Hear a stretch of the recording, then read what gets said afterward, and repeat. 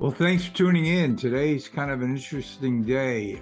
I had a situation where I was speaking to one of our clients, and I looked at their buy and sell agreement after we were talking about what's going to happen to the company.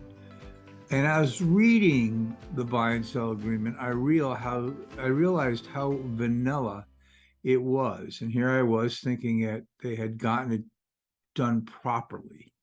So today I thought I would talk about the rushing through your buy and sell agreement and not treating the buy and sell agreement with the respect it deserves, because it may be the most important document you have in your company and actually in your estate plan.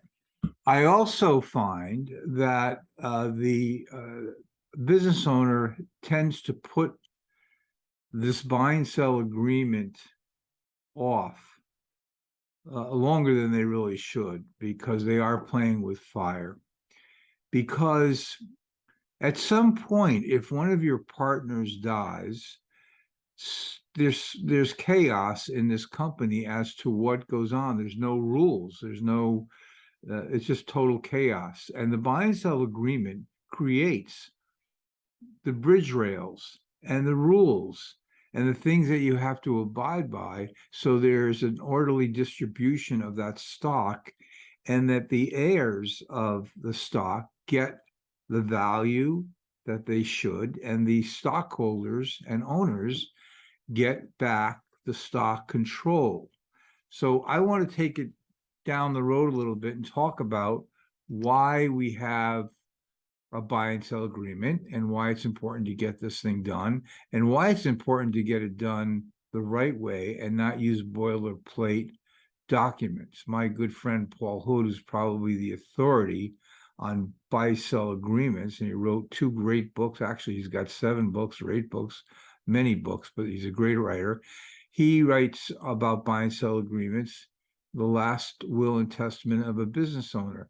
And he's right, because it's such an important document. And I would pick up his book. I mentioned it in the discussion today. So let's talk about the buy and sell agreement and how to design it the right way. Well, first of all, don't rush through it. The process of your buy and sell agreement is an important document.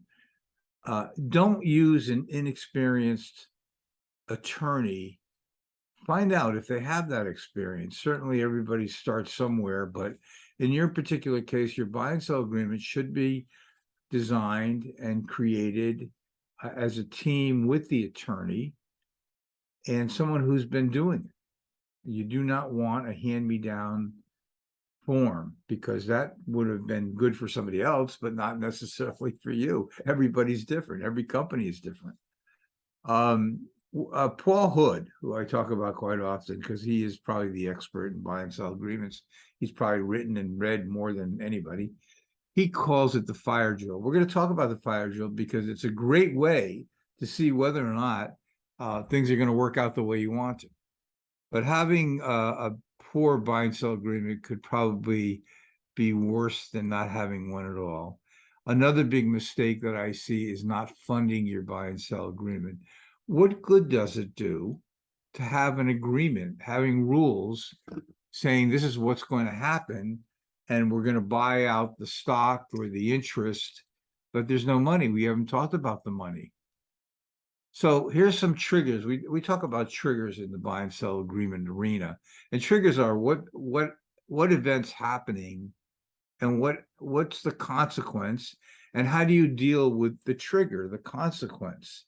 So you should stipulate what's going to happen when a triggering event occurs: divorce, bankruptcy, leaving, non-voluntary, voluntary, retirement, death, illness. These are triggers that you would have in your buy and sell agreement.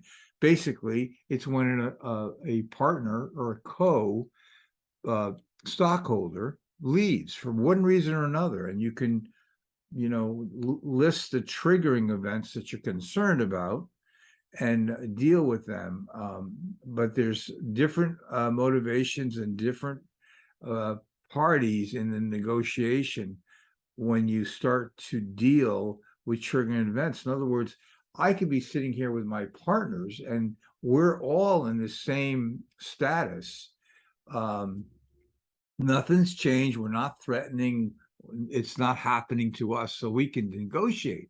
But gee whiz, if something happens of the triggering event, I'm not going to be negotiating with my partner. I'm going to be negotiating with their lawyer, their spouse, their kid, whatever. And that party has a whole different mindset of what they want versus what my partner and I, with a relationship, decided on.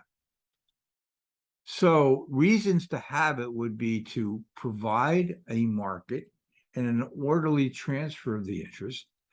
You got to determine the price and where the source of liquidity or equitable financing is going to be. You want to make sure the surviving owners have control of the business. And you do want to regulate so that they do have control, so there's this subsequent competition. This is what you don't want. Because if you allowed your partners to sell their shares to anybody, it could be your competitor.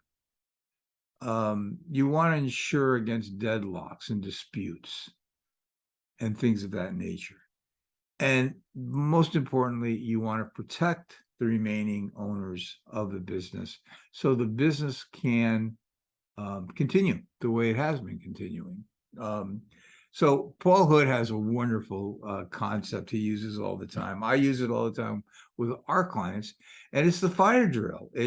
It's with my help and others, I've been putting people in the situation of a power knowledge seat by going through the process of a fire drill and learning, well, what happens today if your partner dies? What's going to happen based on the set of circumstances today? And by going through that fire drill, which is hypothetical, but if you keep it real, you'll realize some of the loopholes in your plan and start to design things that are stronger. But by doing so, you get educated. We spend a lot of time with our clients educating on buy and sell agreements, what other people have done, what you can't do, that kind of thing. So when they walk into the attorney's office, they're pretty well versed on what a buy and sell agreement is, what it does, what it should look like, and what the outcome will be. Saving a lot of money, a lot of time from the attorney. The attorney's not spending time educating them. So the reasons to have a buy and sell, like I said, is provide a market, an orderly transfer of the interest, or determining the price, setting it in motion, and every once in a while we'll up it and reevaluate. We're going to talk about the liquidity, control of business, deadlocks, things of that nature. If you want more information, I have to tell you that Paul Hood's wonderful books are really the best resources that I've seen. Mercer has a good book too, but Paul goes deep in his books, as he does in almost everything he writes. He's got a brilliant technical mind, but I use Paul's books as a resource, and you can't go wrong. You can get them on Amazon. And the book that I use the most has been the Buy and Sell Agreements, Last Will and Testaments for Your Business. But Paul did write another book called Buy and Sell Agreements. This book that I'm referring to was really written by Paul, not only for the professional advisor, but also for the business owner. Very good book. Don't forget, we have a wonderful book also called Unlocking Your Business DNA, and you can get it on Amazon, and all the profits go to some kind of wounded warrior or veterans group. But this is a book of my 50-something years in practice working with business owners, and I spell out every chapter some different strategies that you can use by using in the book to build your business. It's a good book. I think it is. I mean, I'm partial to it, of course. But let's get back to that. So if you'd like some free succession and transition planning guide, email me at tperroni@necgginc.com and request the business planning guide. I'd be more than happy to send it to you. So thank you for taking the time. I certainly appreciate it.